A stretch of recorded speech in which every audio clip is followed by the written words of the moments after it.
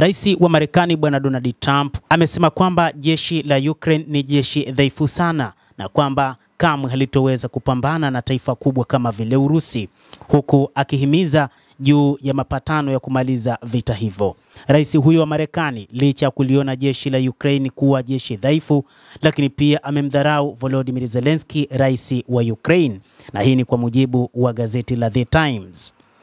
Rais wa Marekani Bwana Trump amesema kwamba katika nyakati ambazo rais wa Ukraine anapaswa kukaa chini na kusikia kile ambacho Marekani inaeleza, hususan katika mgogoro wake na Moscow ni wakati huu, na hii ni kwa mujibu wa The Times, ambapo amependekeza kwamba Zelensky anapaswa kutulia na kuamua kuchukua hatma ya kuachana na vita hivi. Kwa kuzingatia hili, Trump analenga kurejesha fedha zote ambazo Marekani imetuma katika mzozo wa Ukraine wakati wa muhula wa mtangulizi wake Joe Biden, akiwa ameshawishika na udhaifu wa Ukraine, kumdharau Zelensky na kukasirishwa na mabilioni ya dola ya msaada uliotolewa kwa Kiev na utawala wa Joe Biden. Trump amejipanga kurudisha yote hayo na zaidi. Anasema mwezi uliopita Trump alitaka Kiev kufidia kile alichodai kuwa ni mamia mabilioni ya dola za msaada wa Marekani kupitia utajiri wa madini wa Ukraine ambao awali ulilenga ardhi adimu.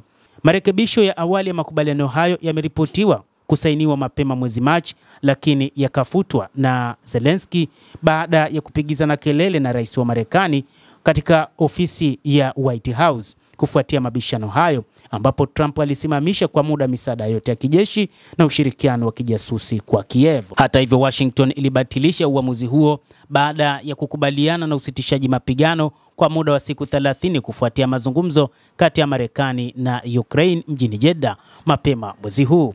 Hata hivyo, rais huyo wa Marekani Bwana Donald Trump amesema kwamba ni wakati ambapo Ukraine inapaswa kukaa chini na isikubali kushinikizwa na mataifa ya magharibi, na ni kwamba hata mataifa ya magharibi kamwe hayatoweza kuipambana na Urusi, na wakumbuke walipambana ndani ya miaka mitatu bila kupata mafanikio yoyote, na hata wakati huu ambapo Marekani imejitoa kamwe hawatoweza kuishinda Urusi, rais huyo wa Marekani Bwana Trump amesema. Kadhalika amesema juhudi za kidiplomasia za kumaliza mzozo wa Ukraine zinazidi kushika kasi, na anaonya kuwa pande zinazozozana zinatazamana kwa chuki kubwa. Akizungumza na waandishi wa habari siku ya Ijumaa, kiongozi huyo wa Marekani alisisitiza nia yake ya kukomesha uhasama, kidai kwamba Ukraine na Urusi zinapoteza karibia vijana 2500 kila wiki. Nadhani tunapiga hatua, lakini kuna nia mbaya kati ya pande mbili, alisema.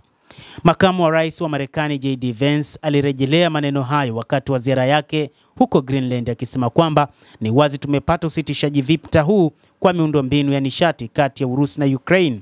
Tuna usitishaji wa kibiashara wa Bahari Nyeusi ambao nadhani uko karibu kukamilika, na tukifika huko tutafanya kazi katika hatua inayofuata.